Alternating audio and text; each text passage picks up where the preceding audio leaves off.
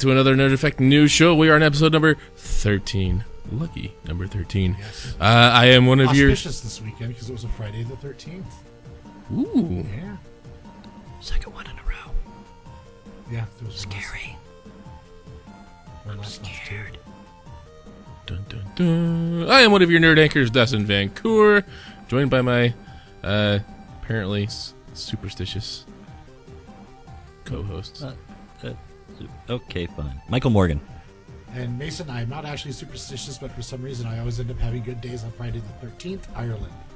And it joined with us today the ghost of Nikki Brindle, who could not be here today for, I can't remember the reason now.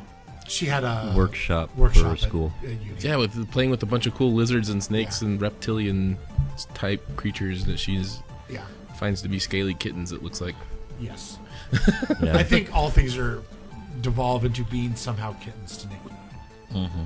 I asked her if that was a snake in her hoodie or if she was just happy to see somebody. Sorry, I think I just figured out why Mason sounded a little bit quiet. Okay, am I better? There, yeah. All right. Yeah. All right.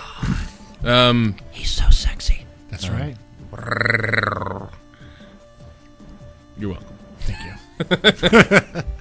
All right.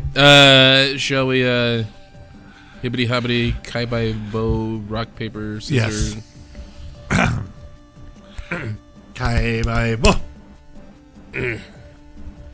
That is Mason out, by the way. And it comes down to...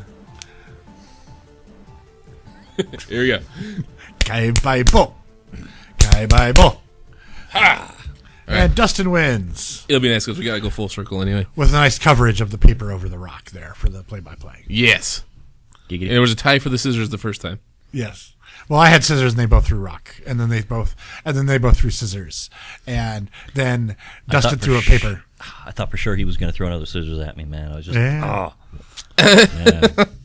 Trying to read my mind. I see how it is. Yeah, I tried to read Dustin's mind once, and then I was in there going, "Damn, I can see for miles." Okay. So my news is kind of cool. Reaches out to my my little nerdly gamer heart. So apparently there are arcade cabinets now that have been modified as donations for the Red Cross. Specifically in Sweden, airports have... I'll just read this real quick. It's pretty short. Sweden's airports have thought of a genius way to encourage people to donate their leftover foreign currency to charity, which is nice because arcade cabinets will accept pretty much any foreign coin. Yeah. Which is nice. Combining the traditional charity box with retro arcade games Pac-Man, Space Invaders, and Galaga, Sweden's airports want to make it fun to donate to charity whilst also killing time while you wait for your baggage. Or your flight, I would imagine. Yeah. The aim is to create a better experience for both parties, and it could prove to be a winning combination. The cabinets accept any foreign currency and will suspect there is no fixed amount you need to insert for a credit.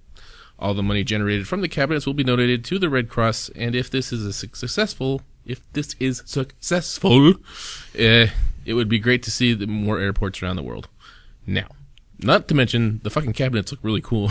Yeah. They're like all lit up and glowy in the little box areas. There's a video on this website too that you can go watch. It's kind of cool. It's a little 3-minute explanation of kind of what they do. The cabinets don't look like they've been like they're retrofitted old arcades. It look like they've probably been maimed or they're new construction cabinets. Yeah, they look like LCD panels, but the actual banner on the top and the display around the monitor and the controls are all genuine old school. Yeah. Well, reprints probably, but old school. Yeah. And old school controls and the whole nine. So that's pretty cool. So it'd be also nice to see them not only maybe even spread out the types of games that are on there. Yeah. I would say if they can get it up to at least the early 90s as far as games. Yeah. Well,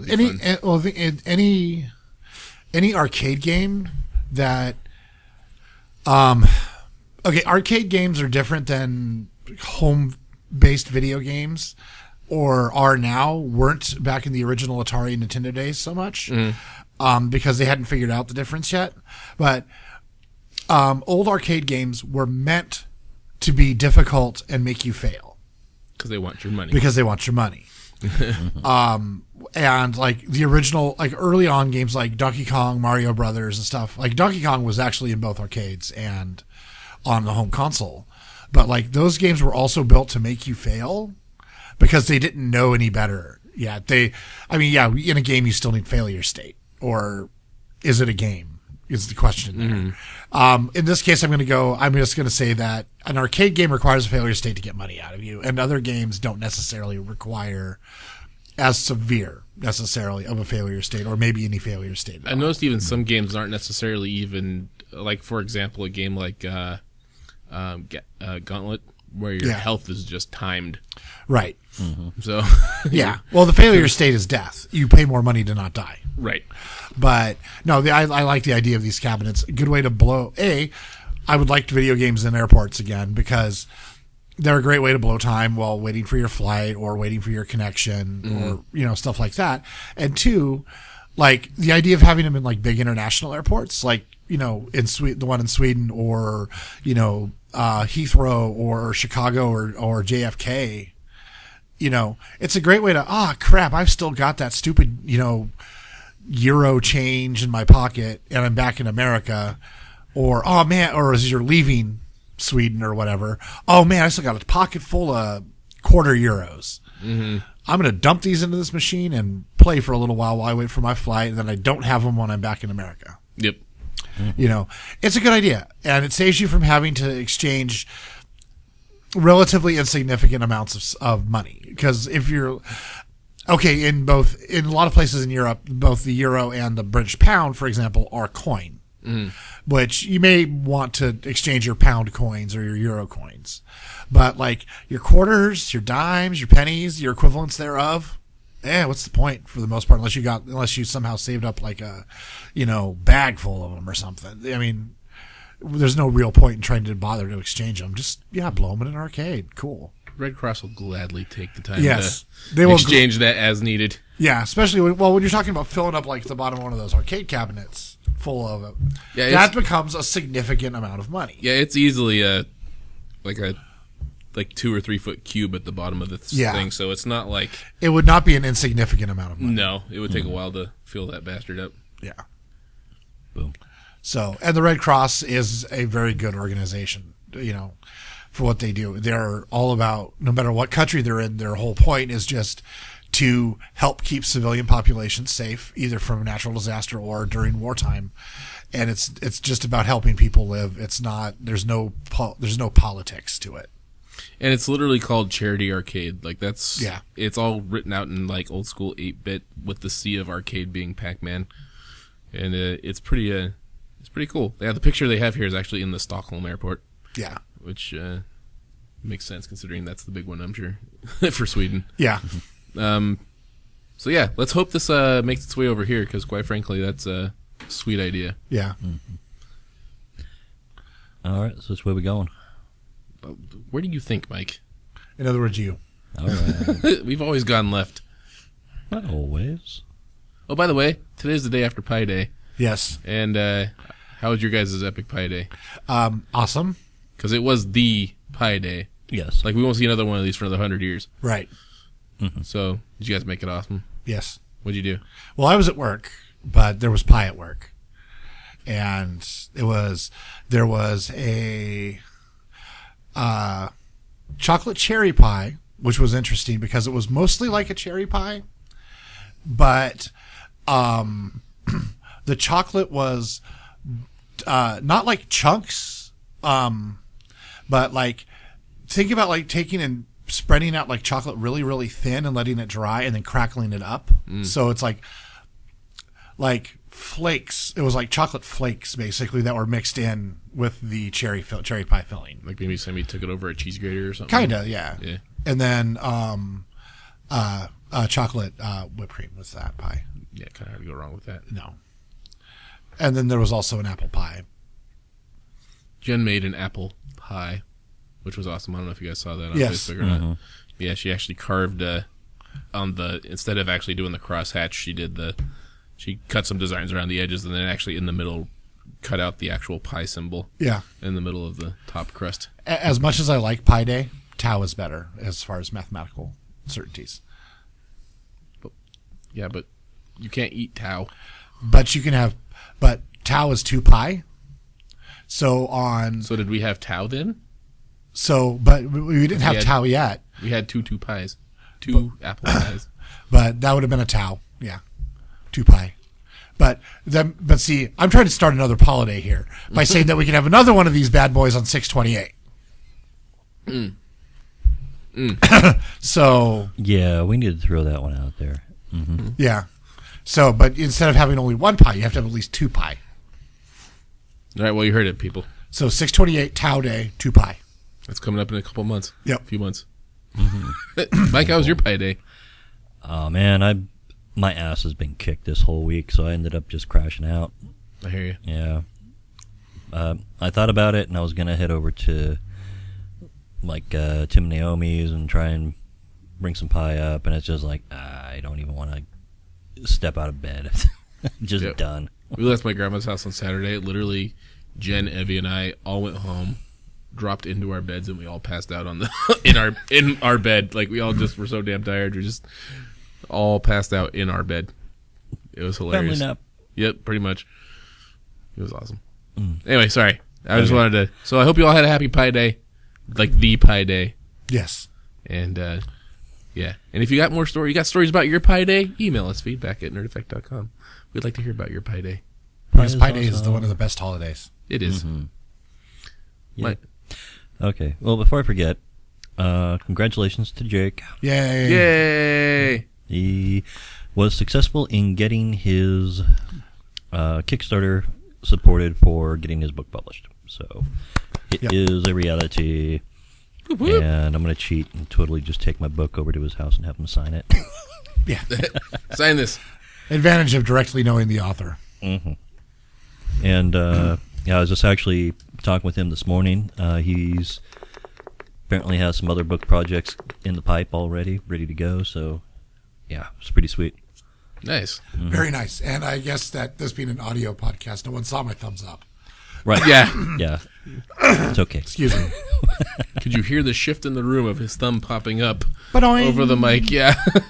Boing. Wait, did somebody do a thumbs up or get an erection? Anyway. News. That's for Thanks you. for making everything weird, Mike. That's for you to decide. It's a gift.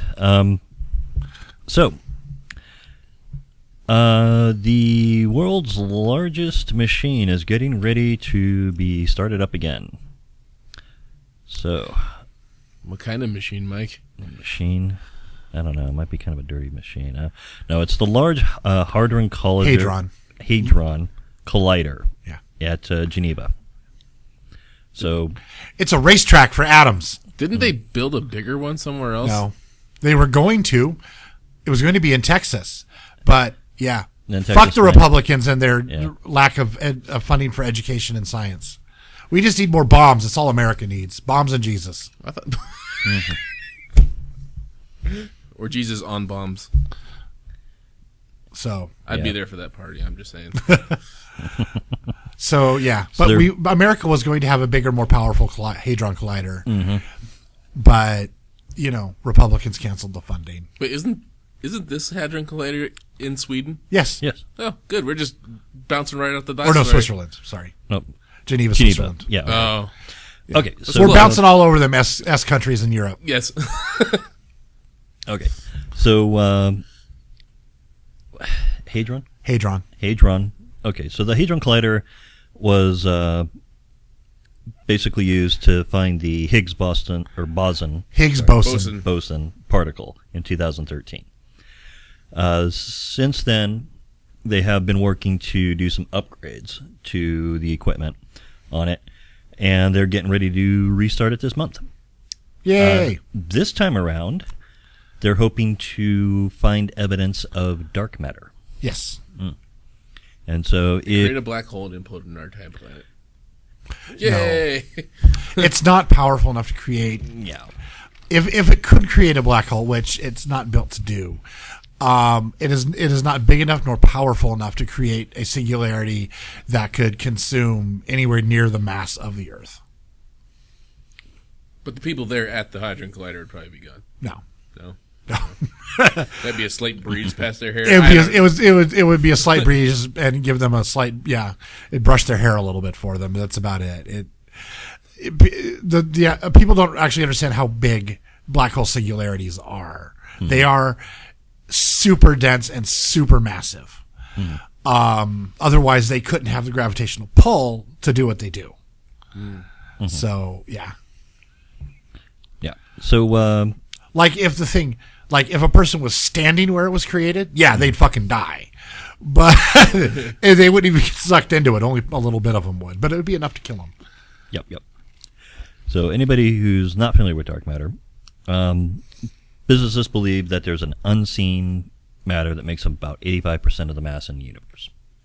They call it dark matter because we can't see it. The only way we know it exists is because it interacts with gravity, radiation, and the structure of the universe. Right. Well, and it bends light too, no? Gravity. Gravity. Yeah. Like, wasn't there recently a like in the last week or so, there was a scientist who witnessed the same supernova happen three times over the last year or something like that. Yeah. Just because of the way light was delivered at different times. Yep. That's fucking cool. Yep. Well, you got to think, like, the nearest star to us is 46 light years away.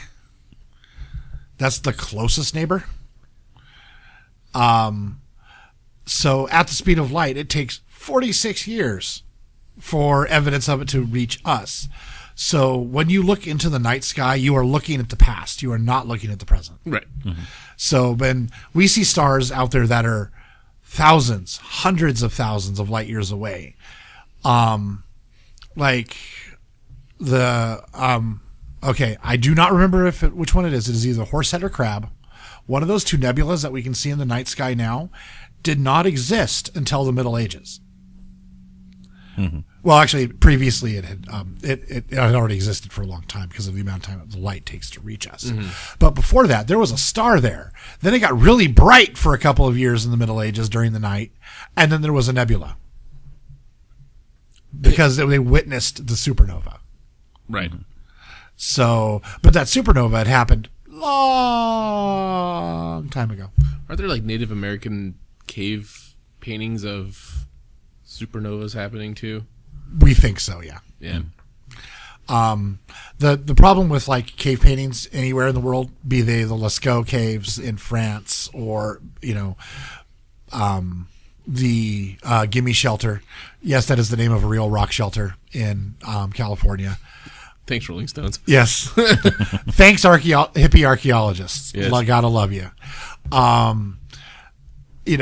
I don't know if there's any paintings at the Gimme Shelter. I just wanted to say it. But there are paintings in rock shelters in America. No one living. Sorry. And Dustin needs to turn down his phone. No one living really knows what those mean. We have educated guesses. We can make pretty darn educated guesses at some of them. But we're not 100% certain, nor will we ever truly be 100% certain. So it's not like we have a Rosetta Stone translating cave paintings to readable language. It's not like we lucked out like in Egypt. So anyway, go ahead. Yep. All right. So back to Collider.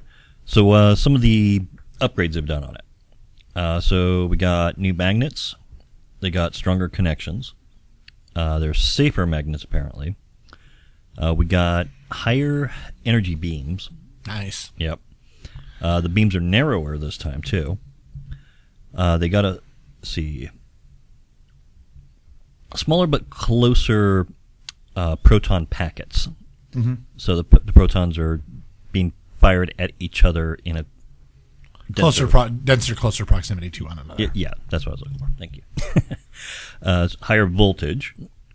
We got superior cryogenics. Yes. Everything in the Hadron Collider to make it work has to be very, very cold. Yeah. Radiation-resistant electronics and a more secure vacuum. Nice. Okay. So nothing better than a nice secure back end. apparently, The facility uses like up to 180 megawatts when running at full capacity. Yeah. Jesus. Crazy. Yeah. Did you see the lights dim in that city over there real quick? That was pretty fucking epic. Apparently they have sufficient power that they're not pulling power from the neighboring city of Geneva. They use equivalent to about 10% of the total power in Geneva. So Still 10% for one facility is like it's insane. massive. Yeah. But what they do there, like, it requires so much power. Like, I mean, they have the computers running, the lights on in the building, all that other normal stuff. But then they are running the most powerful laser beams and cryogenic chambers and some of the most powerful magnets in the world, all simultaneously to do really high-end physics. Mm-hmm. Wonder who's paying that bill. Switzerland, actually. CERN, specifically, the organization that owns the Large Hadron Collider. But, the nice thing is that, a lot of the citizens in Europe actually pay taxes at a much higher rate than Americans do, admittedly. But they get a lot out of it. And one of the things they get out of it is scientific fucking research. Mm-hmm. Whereas in America, we are stagnating hardcore. I don't understand is why do they have to choose? Wouldn't any other state want to pick that up other than Texas? Could they do it like New Mexico or Arizona or?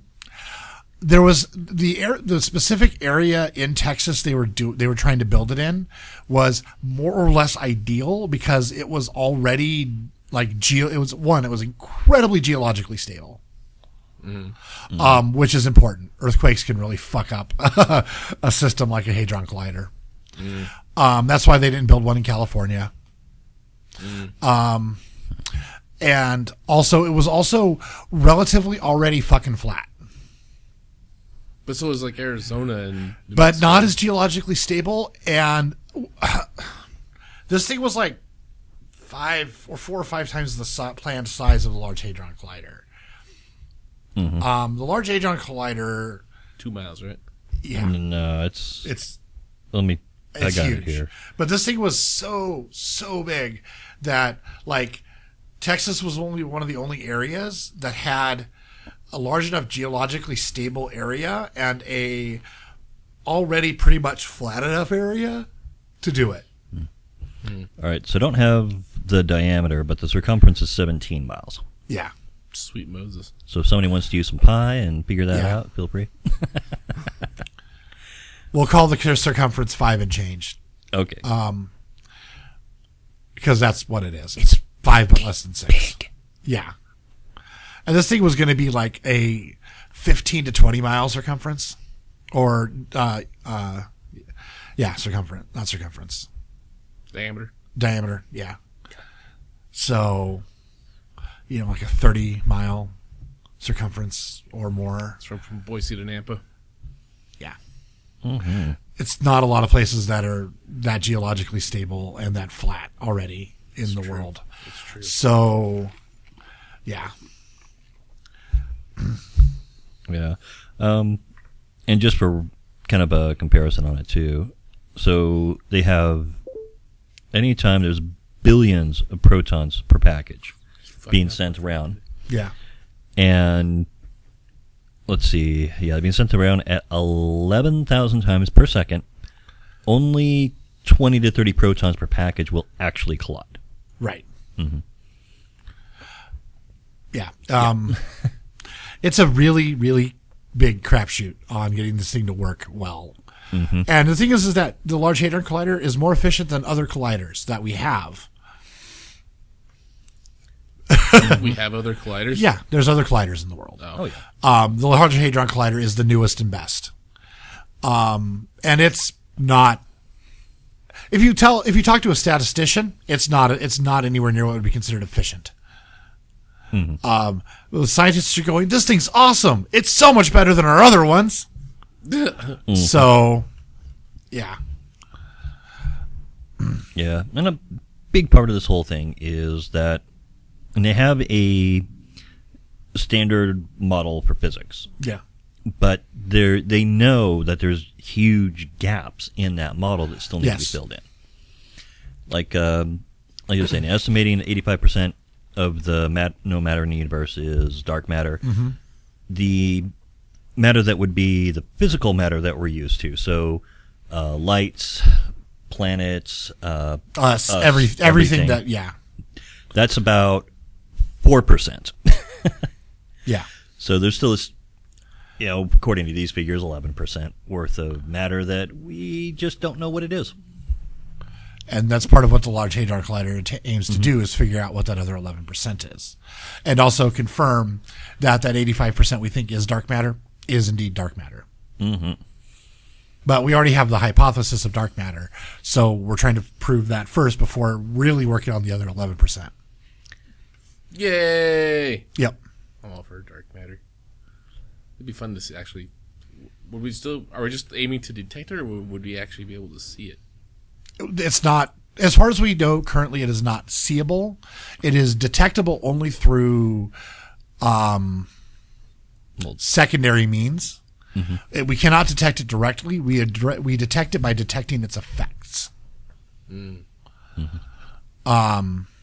But there's no other explanation for those effects. Mm. So, dark matter. Yep.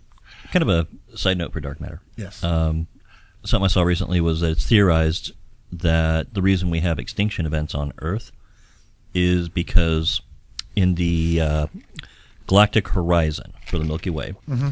there's a higher concentration of dark matter. Right. And since our solar system, as it's going through the Milky Way, goes in sort of a wave pattern up and down over through the horizon, when it passes through that horizon, we got the increase in dark matter, which causes an increase in the mass on the Earth, which increases the chances for like asteroids and things like that to hit us because they are attracted to the higher density of matter. Mm-hmm. So that could be why we had asteroids and shit hitting the planet and causing dinosaurs to go extinct. Boom. Yeah. So if we could detect that ahead of time, that would be... Well, yeah, I mean, we can still blow There's nothing we can do to stop it. Yeah. Our best chance of stopping an extinction event that is caused by a meteor or a comet, something impacting the Earth, is we cannot stop our oscillation through the galactic plane any more than we can stop the Earth's orbit around the sun. It just takes a really long time. What we could do is, if we knew that was upcoming, we could predict, we could start looking more intently at the sky. Mm-hmm. Because as is still true, even from the day of the movie Armageddon, we only look at about 10% of the sky, and it's a big fucking sky. That's still basically true to this day. Plus I got to throw in a not so terribly obscure movie reference. So, hey, everybody saw Armageddon when it came out. And the song was everywhere. Did you see the? But if we could start looking more intently at the sky, we can hopefully find the ones that are chancy earlier, and then possibly be able to do something about them. Because we have now proven that we can land a fucking lander on a comet. We can hopefully land something with a big goddamn engine on it and push it out of the way. We gotta practice on our graceful landings. Yeah. Yeah. I'm thinking making something that's a little beefier that needs a little less grace. But yeah, it's a little tiny little dinky thing going bing off the surface and bouncing along. Yeah. I'm sorry that hits like a sledgehammer with a spike on the front of it, and then starts an engine that pushes the asteroid the other direction. Yes. So I want a big old picture of Quagmire on the side. I'll stop. We might be able to do that. I mean, scientists are, keen on humor. So, and if I'm sure Seth MacFarlane would be glad to fund the expedition to save all life on Earth. Yeah, well, yeah. That's called enlightened. That's called enlightened self-interest. But did you happen to see that? Did you see that video? It was a computer generated. What's it? not demonstration, but like if like it's basically what would happen if a particular sized asteroid actually hit the Earth. I've seen a couple. What would happen? And it was like, it's like, here's what would happen if we had like I think it was like I can't remember if it was 3 or 30 mile wide asteroid actually impact the Pacific Ocean. Like even just at the Pacific Ocean, what would happen? Yeah. And it was nuts. It was like, the first things first, it would basically pierce the entire crust of the surface of our planet. Yeah. And then peel it up, going all the way around like an orange. Just fucking, the whole crust of the planet would just go completely up in fucking flames, basically. And if it didn't die from that, then you would die from just straight up ozone burnt out. And it's devastatingly horrible. Oh yeah, no. That's like reset the planet. That's more or less what happened at the last extinction event. But it would burn out the water and everything too, though. Like it would just evaporate everything. Yeah, which is good. Save yourselves, little mammals. Yes. Good luck, fucker. Yeah. But yeah, it was crazy watching that video. I'm like, I just could not even imagine. Yeah. Nor would I want to. Okay, see, now I'm imagining an asteroid heading towards the Earth, the shape of Quagmire's chin. I'm a horrible person. We know this. Yes. And it just happens to break the sound barrier at the point where it just sounds like giggity, giggity, giggity, giggity, giggity. And then it hits the Earth. Albright. Horrible. We're bad human beings. Yes, you are. Right. Yeah, we better let Mason go. Okay. And, well, considering what today is, I decided not so much on a news story as much as a history lesson, boys and girls. History lessons are good. Yes, because today, being the day after Pi Day, is what day? Short rounded off Pi Day? No. My guts are full day? No. I found out I have diabetes day? I don't know. No. Well, it's March 15th. The Ides of March. Sure. Well, okay, it's the Ides of March, definitely. It's the middle of the month. But, come on, people. Shakespeare, beware the Ides of March. His worst play. It's his worst play. It's Julius Caesar. Okay. It's the day Julius Caesar was stabbed by Brutus and his 59 accomplices. So, yeah. In the year 44 before Common Era, Marcus Junius Brutus and his accomplices stabbed Julius Caesar with a bunch of daggers. So that's what happened. But now on to the star of our story, Mr. Brutus. These are 15 little facts about Brutus. This first one might have caused some of the reasoning for him wanting to stab Caesar, but maybe not. It is. We are talking about the Romans here. Brutus's mother was Julius Caesar's longtime mistress. Oh, right.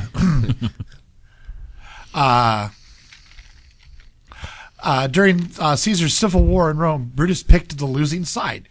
Brutus had sided with the statesman Pompey, and not Julius Caesar. Brutus was the governor of Gaul in 46 BCE, and according to all accounts, by the historian Plutarch, Brutus was treated Gaul well, and that the people in Gaul generally liked Brutus, and the cities in Gaul flourished under his leadership. And he became a praetor in 44 BCE, which is a high-ranking a political official in Rome that is responsible for carrying out Roman justice. So the assassination of Julius Caesar, he may have in fact seen as part of his job. The orator and historian Cicero dedicated a masterful text on philosophy to Brutus, which he named Brutus, A History of Famous Orators. Brutus divorced his first wife so he could marry his cousin. Rome. However, actually, supposedly his cousin was very articulate and well-educated, which was seen as a very, very good thing in upper-class Roman women at the time. Man, you gotta keep the bloodline pure. And that too, yeah. Evidently, there was Roman graffiti that mentioned Brutus specifically on the statue of the Praetor, with zingers such as "Brutus, you are sleeping." You are not Brutus. They were saying he did not have a name. In other words, that's actually kind of mean. So he didn't exactly have the greatest approval ratings, evidently, after killing Caesar.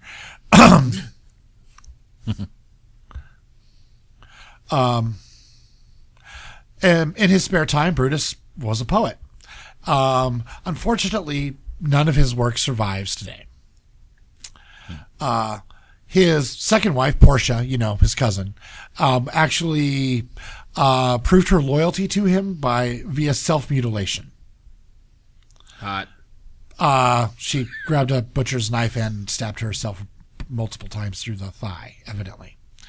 Yeah, not sure. Whatever. Brutus tried raising money to fund Caesar's assassination with a food drive. Alrighty. I'm just going to let that one sit there. I'm not going to bother explaining that one. Just go, if you are interested, go read this where I found it on Mental Floss. Big sale to go kill the emperor. Yes, a big sale to kill the emperor. We're going to have a cakewalk. Caesar's last words probably were not "et tu, Brute," as was written by Shakespeare in his worst play ever. It was more likely to have uttered "Kaisu teknon," which is "you too, my child," or "you too, child," in Greek. After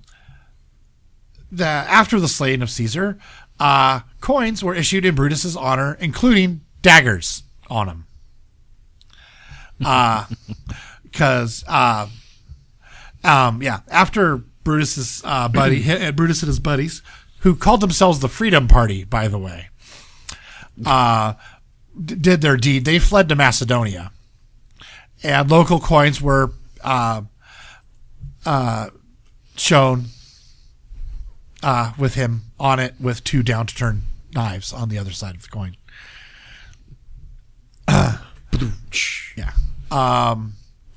Mark Antony ensured that Brutus received a proper burial, even though after Mark Antony and Octavian, who was Caesar's nephew, caught up to Brutus and killed him and all during his exile and whatnot. But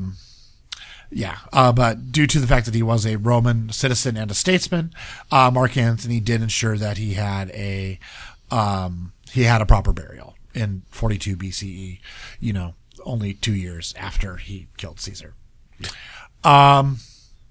According to Dante's Inferno, Brutus hangs out with Cassius and Judas, being chewed by Satan himself in the ninth circle of hell.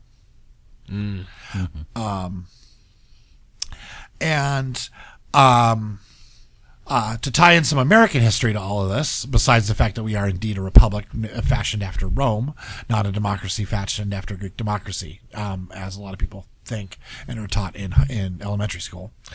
Does the phrase "sic semper tyrannis" ring any bells? Okay, not with these two.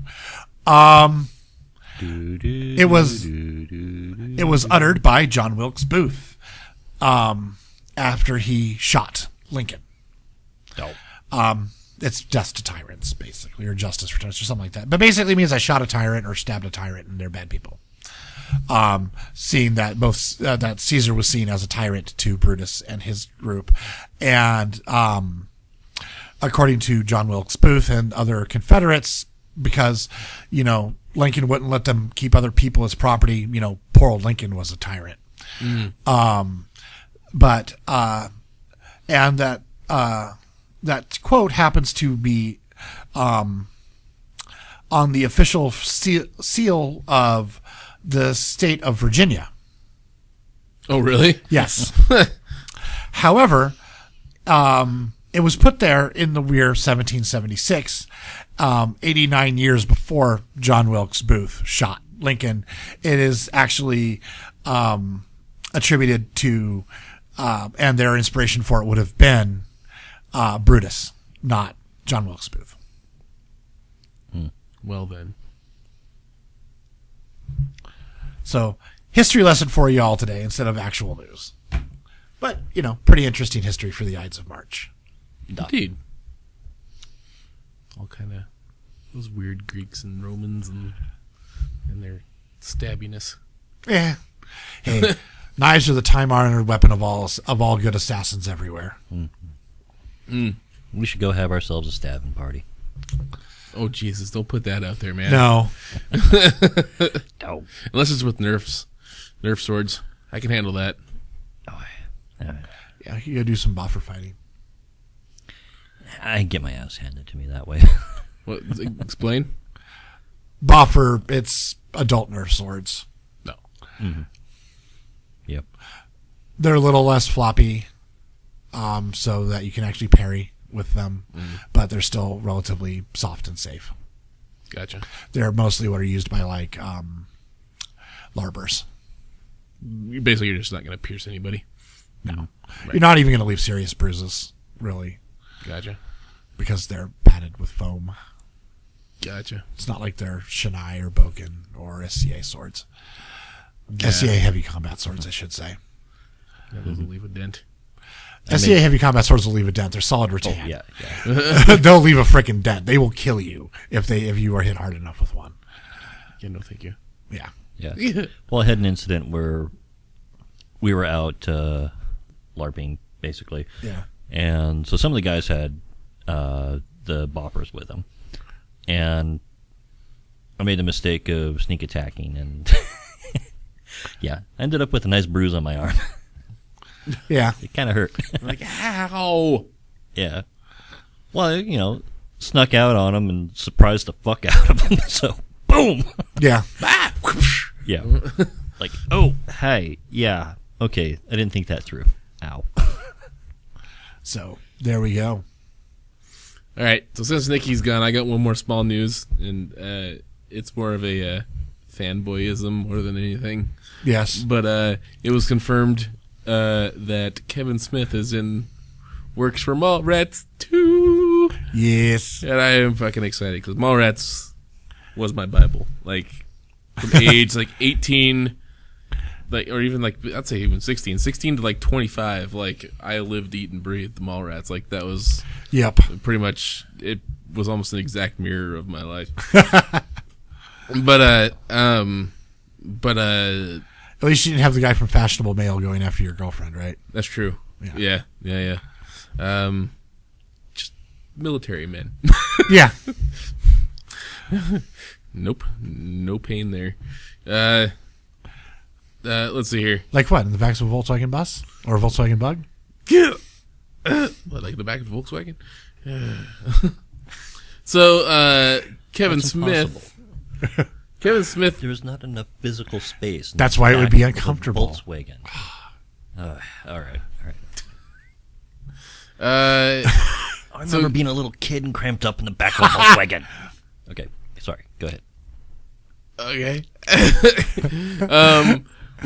So Kevin Smith tweeted out, "We shoot Clerks 3 in May, Hit Somebody shoots in September to Christmas. Then in February 16th, we do Moose Jaws." I think he also mentioned that he's also doing the Krampus movie called Anti-Claus, Oh, okay. which he just wanted to call it Krampus, but apparently the movie execs didn't like that, so they had to change it to Anti-Claus. But, Maybe late holidays horror movie? yeah, pretty much. Okay. He says, but then after that, I smell a rat, and that's what he tweeted, and it kind of left this like woo kind of buzz. It is probably Mallrats too. Well, and then No. it was confirmed by Variety. Oh, okay. The writer-director then confirmed that the quote-unquote rat he teased indeed was a sequel to 1995's Mallrat, which he wrapped filming 20 years ago this month. The comedy starred Smith, Ben Affleck, Jason Lee, Shannon Doherty, and Jeremy London. It's half scripted right now, and we're pulling our loot together. Said he I was told saying, Tucson's. it didn't actually mention Jason Lee in there Yeah. as one of the stars. Yeah, it did. Oh, okay. Sorry, I just didn't hear you say it, and I was like, wait a second, he was really important in that movie. Yeah, however, they didn't mention Jason Mewes, which I thought was kind of weird. Yeah, considering he's fucking Jay. Yeah. It's half scripted right now, and we're pulling together the loot. He told Tucson's Rock 102 KFMA on Friday. We've got up until the beginning of 2006. By the time we get to 2016. So 2006. Well, he's a few years late. By the time we get to May 2016, we're going to be shooting. Like 1994's Clerks, Mallrats flopped at the box office, but has since developed a cult following. It kind of came out of nowhere, Smith told the radio station about the Mallrats sequel. Lately, I've been doing this thing where I'm like, do you want to do what's good for your career, or do you want to just have fun? Nobody's clamoring for a Mallrats sequel, but I would love to make one. It's been like 20 years. Smith also explained in a Facebook post that was no longer, and anybody who's been paying attention to Kevin Smith remotely at all knows this. Smith also explained in a Facebook post that was a longer version of the aforementioned tweet that he was intended on retiring after shooting Clerks 3, but that's like 3-year-old news now. Right. But Tusk changed all of that, which I still haven't seen. I have to get out there. I have to see it. You're a bad Kevin Smith. I am a fan. bad Kevin Smith fan. Now the next 2 years are booked. Clerks 3 will be shooting in Philadelphia, where Smith filmed Jersey Girl this spring. So That's okay. IR Excite. I actually only saw Clerks 2 like this last week. Oh, really? Mm-hmm. I like Clerks 2. Clerks 2 is really good. Yep. And Clerks 3 is supposed to be super awesome. He showed it to his buddies Brian Johnson and Walt Flanagan, Yeah. who play Tell 'em Steve Dave, and they're the guys who do Comic Book Men. Yeah. They're the guys who run the comic book store. And Brian Johnson actually teared up reading the script because Nice. he said it was like the epic culmination of just a 30 or 20 year long love story basically. Yeah. So that's going to be a good wrap up, I think, for Clerks 3. I'm excited to see how that turns out. Yep.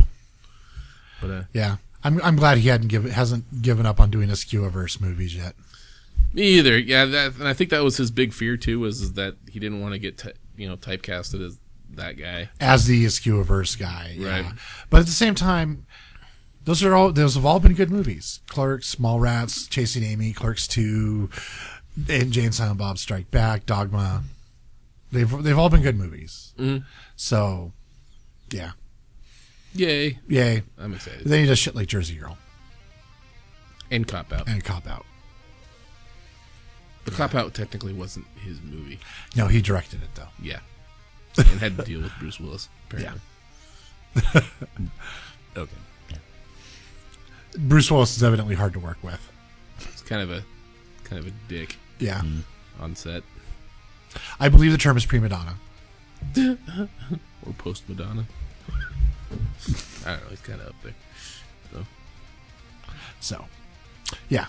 So I think that is our news for this evening, boys and girls. Yay! Yay. Well, we hope you enjoyed this sweet episode 13 of our new show. Yep. And so for the Nerd Effect News Show, we have been Malcolm Morgan. Mason, Ireland. Hi, Nikki, and I am Dustin Vancouver, and we will catch you guys next time.